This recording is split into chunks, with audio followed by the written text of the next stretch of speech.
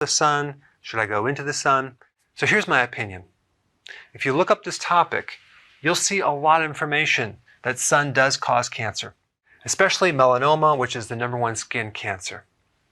In fact, melanomas are up 3,000% from 1970 to now. Okay?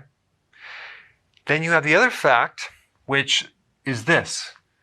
People are getting less sun exposure. They're in the house more. They don't go outside as much. I know when I was a kid, 20 years ago, I'm just kidding, maybe 40 years ago, because I'm 54, we were outside a lot. Now, I'm driving through the neighborhood, I can't even see any kids. Everyone's inside, I think, because of the computers, right? So we're not getting as much sun exposure. So we have this fact that opposes this fact. So one of these is untrue because you can't have two facts that oppose each other. Okay? So are people really getting less sun exposure? Or could it be, possibly, that the sun is not the main cause of this cancer?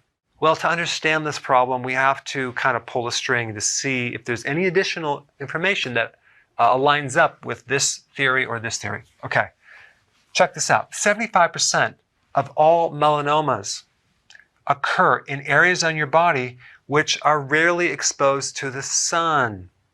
That's interesting. Very interesting. Here's some more information. Sunscreens have chemicals that cause cancer. There are certain chemicals in sunscreen that are carcinogens, okay? I'll put a link down below for those of you that don't believe me. Vitamin D is very anti-cancer.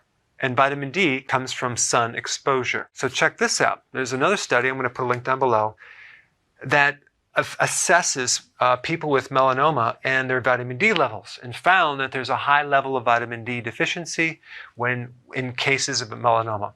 And the last point I want to bring up is sunscreen blocks vitamin D production on your skin. So it is very, very unlikely that the sun is responsible for this big spike in melanomas.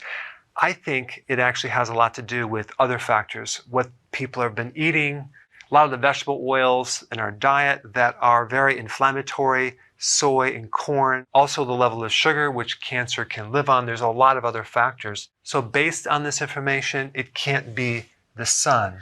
All right, and there's also a point of moderation. You're not going to go out in the sun and get burned over and over and over again because there is UV radiation. But you also want to make sure that in your diet that you're consuming foods that actually prevent cancer. So in reality, the massive benefits of vitamin D from sun far outweigh any potential risk for cancer. And you also want to use judgment. You don't want to overexpose yourself to sun and get burned repetitively. That's going to create damage. And I would also suggest not to use tanning booths simply because that's a very unnatural source of UV radiation. But a moderate amount of healthy sun on a daily basis, I think, is a very healthy thing. Thanks for watching. So if you like this video, go ahead and share it with someone that you know that could truly benefit from it.